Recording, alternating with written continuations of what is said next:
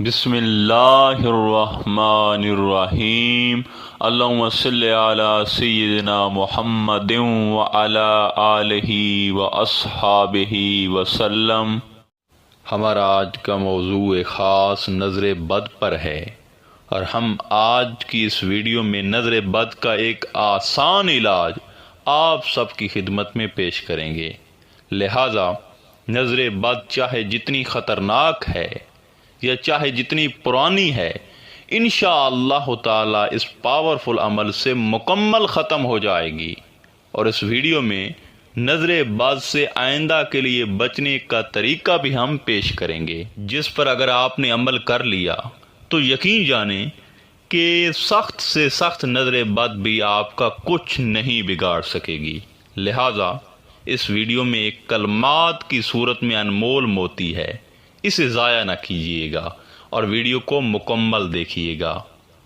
سامعین محترم، اللہ تعالیٰ نے انسانی نگاہوں میں ایک عجیب اور خصوصی تاثیر رکھی ہے۔ یہی نگاہیں کبھی انسان کے لیے اجر و ثواب کا باعث اور کبھی اس کے گناہ کا باعث بنتی ہیں۔ کبھی یہ نگاہیں تقدیر بدل دیا کرتی ہیں، اور کبھی انہی کی وجہ سے انسان کو شدید نقصان پہنچ جاتا ہے۔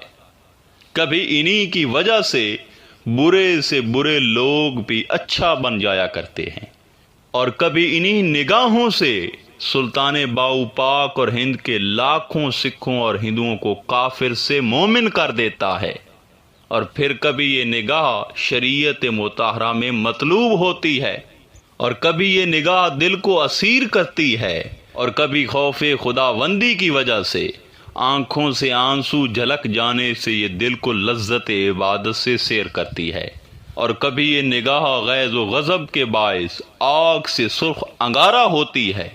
پھر انہی نگاہوں کو کبھی نعمت خداوندی پر برا اثر کرنے کی وجہ سے نظر بد کہا جاتا ہے۔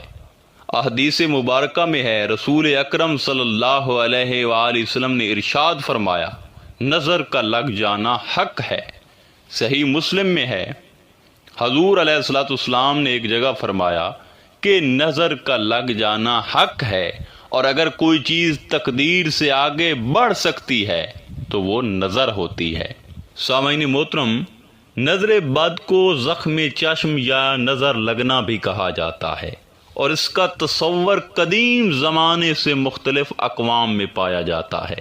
دیکھیں، نظر بد کا مسئلہ عقلی لحاظ سے اب ناممکن نہیں رہا، کیونکہ آج کے دور میں سائنس جو کل تک اس چیز کا انکاری تھا، اب سائنس نے بھی اس حقیقت کو تسلیم کر لیا ہے کہ انسان کی آنکھوں میں خاص قسم کی مقناطیسی قوت ہوتی ہے کہ جس پر مہارت حاصل کر لی جائے تو آدمی اس کے ذریعے سے دوسروں کے ذہن اور خیالات پر اثر انداز ہو سکتا ہے۔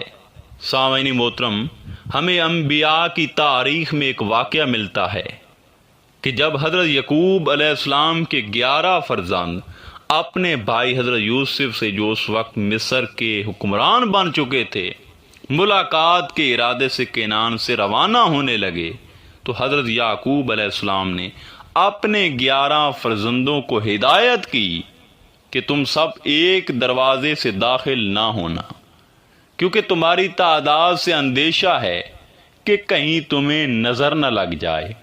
سامعین محترم، اس واقعہ سے ہمیں یہ معلوم ہوتا ہے کہ نظر بد کوئی معمولی چیز نہیں ہے، بلکہ یہ انسان کو کھا جاتی ہے۔ تفسیر ابن کثیر میں آیا ہے کہ رسول اکرم صلی اللہ علیہ وآلہ وسلم نے ارشاد فرمایا، نظر بد ایک صحت مند اونٹ کو ہانڈی تک پہنچا دیتی ہے، مگر بدقسمتی سے ہم اس کو ہلکا لے لیتے ہیں۔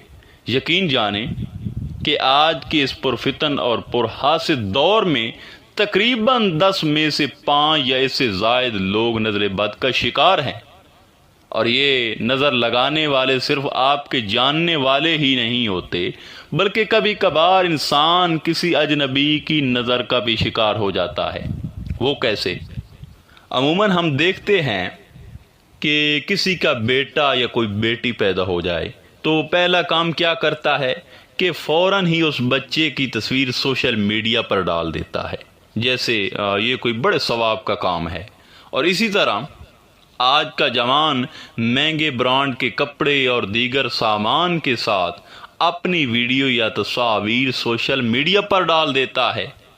یقین جانیں کہ سوشل میڈیا سے ہی وہ کسی کی نظر کا شکار ہو جاتا ہے، اور نتیجہ کیا نکلتا ہے کہ انسان مختلف مسائل اور بیماریوں کا شکار ہو جاتا ہے۔ پھر ہوتا کیا ہے کہ وہ ڈاکٹروں کے پاس جاتا ہے، وہاں سے میڈیسن کھا کھا کے آخر سی ٹی اسکین اور ایکس رے میں فائنل رپورٹ یہ آتی ہے کہ اسے کوئی بیماری نہیں، بس وہم یا ویسے ہی تکلیف ہے۔ اب ایکس رے میں نظر بد تو نہیں آئے گی، یہی خوف آئے گا یا ڈپریشن کا وہ کہہ دیں گے۔ اب ہوتا کیا ہے کہ پھر وہی نظر بد کا ڈسا ہوا شخص ڈاکٹروں سے ہٹ کر فراڈیوں کے پاس جاتا ہے، یعنی عاملین کے پاس۔ تو وہ کیا کرتے ہیں کہ وہ جادو اور جنات کی کہانیاں سنا کر کہہ دیتے ہیں کہ آپ پر تو بڑے سخت قسم کا جادو ہوا ہے، اتنے پیسے ہمیں دیں تاکہ ہم سامان لے کر آپ کی کاٹ شروع کریں۔ المختصر نتیجہ یہاں سے بھی زیرو نکلتا ہے اور مرض وہی کی وہی رہتی ہے۔ اب اس نظر بد کا علاج کیا ہے؟ سامعین محترم، ایک مسنون دعا ہے، اور یقین کریں کہ نظر بد کے لیے تو یہ بہت ہی پاورفل اور اکثیر ہے۔ اور یہ دو قسم کی نظر بد کے لیے اکثیر ہے، انسانوں کی نظر کے لیے بھی اور جنات کی نظر کے لیے بھی۔ اور یاد رہے کہ انسانوں کے ساتھ ساتھ جنات کی بھی نظر بد ہوتی ہے، وہ بھی انسان کو بری نظر سے دیکھتے ہیں، حسد کی نگاہ سے دیکھتے ہیں، اور انسان نظر بد کا شکار ہو جاتا ہے۔ سامعین محترم، صحیح بخاری میں آتا ہے کہ حضور علیہ الصلوۃ والسلام اپنے نواسوں حضرت امام حسن اور حضرت امام حسین علیہ السلام پر یہی کلمات پڑھ کر پھونک دیتے تھے: اعوذ بکلمات اللہ التامۃ من کل شیطان وہامۃ ومن کل عین لامہ۔ سامعین محترم، اگر آپ نظر بد کا شکار ہیں، چاہے وہ انسان کی نظر ہے یا جنات کی، تو توجہ، اخلاص اور یقین کامل کے ساتھ بتائے گئے ان کلمات کو فجر کی نماز کے بعد 33 مرتبہ اور عشاء کی نماز کے بعد 101 بار پڑھیں۔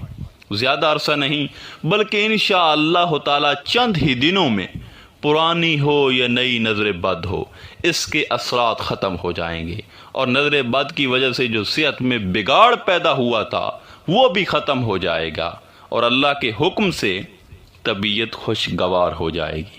اور اگر آپ لوگ آئندہ کے لیے نظر بد سے بچنا چاہتے ہیں تو اسی دعا کو صبح اور شام 5 مرتبہ پڑھ لیا کریں، انشاءاللہ تعالی سخت سے سخت نظر بد بھی کچھ نہیں کر پائے گی۔